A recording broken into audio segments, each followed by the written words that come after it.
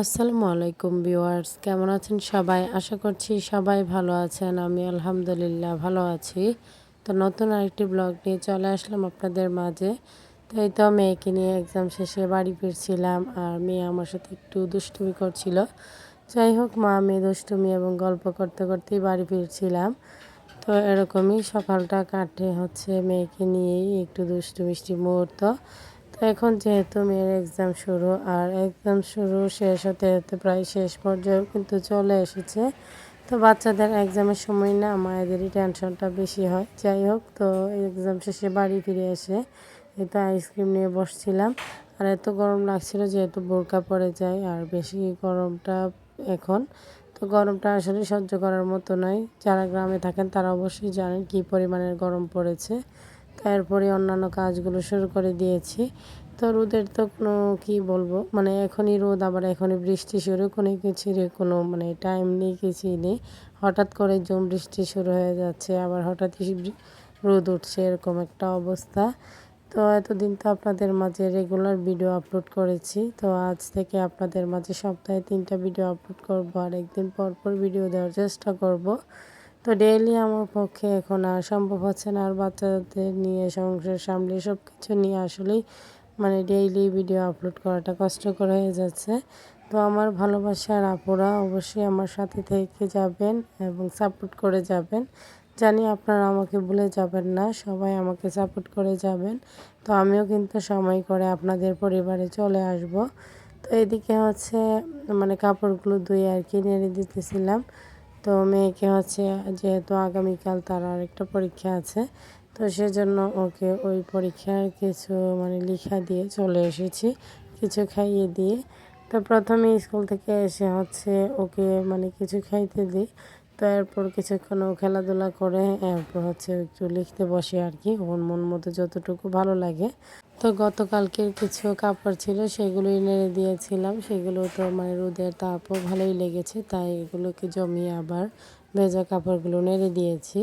তো ভিডিও দেখতে দেখতে যারা এই পর্যায়ে চলে এসেছেন, শুরুতে লাইক দিতে ভুলে গিয়েছেন, তারা অবশ্যই একটি লাইক দিয়ে ভিডিওটি কন্টিনিউ করবেন। আপনাদের একটি লাইক আমার ভিডিওটি অনেকজনের মাঝে পৌঁছে দিতে সাহায্য করবে। তো আমি আজও জানি না ভিডিওটা আমি সময় মতো আপলোড করতে পারবো কিনা, যেহেতু আমাদের এখানে মানে অনেক ঝড় বৃষ্টি হচ্ছে, তাছাড়া লোডশেডিংয়ের সমস্যাটাও বেশি। তো ওয়াইফাই থাকলে তো কিছুক্ষণের মধ্যে আপলোড করে দিতে পারি, আর নয়তো তো আমার ভিডিও আপলোড করা খুবই কষ্টের হয়ে যায়। যাই হোক, আপনাদের ভালোবাসায় চেষ্টা করে যাব। তো সকালের কাজকর্মের শেষে অফ ক্যামেরায় রান্না বান্না, তো কী কী রান্না করা হলো দুপুরে সেগুলোই শেয়ার করতে চলে এসেছি। তো আজকের দুপুরে হচ্ছে বিলম্ব গাছ থেকে পেরে সেটা দিয়ে মাছ দিয়ে টক রান্না করা হয়েছে। যেহেতু দুপুর রোদ থাকে, এই সময়টাতে টকটা খেতে ভীষণ মজা লাগে। সাথে ছিল চিংড়ি শুটকির ভর্তা, আর দুপুরবেলা তো গরম ভাতের সাথে যখন ভর্তা থাকে তখন তো আর কিছুই লাগে না, সব কিছু একদমই জমে যায় মানে খাবারটা। যাই হোক, সাথে ছিল পটল মাছের তরকারি আর ছিল পুঁই শাক ভাজি। এই ছিল আর কি আমাদের আজকের দুপুরের রান্না বান্না। তো এগুলো দিয়ে হচ্ছে আজকে আমরা দুপুরবেলা খাবারটা খেয়ে নিয়েছি। তো আমি তো হচ্ছে এখানে প্রথমে দোকানের যে খাবারটা পাঠানো হবে সেইটা আগে হচ্ছে বক্সে করে নিয়ে নিয়েছি। তো এরপর বাচ্চাদেরকে শাওয়ার করে নিজেও শাওয়ার করে তারপর সব জায়গায় একসাথে বসে আমরা দুপুরের খাবারটা খেয়েছিলাম। তো সবার কাছে আমার ছোট্ট একটি রিকোয়েস্ট, কেউ স্কিপ করবেন না, পুরো ভিডিওটি দেখে নেবেন।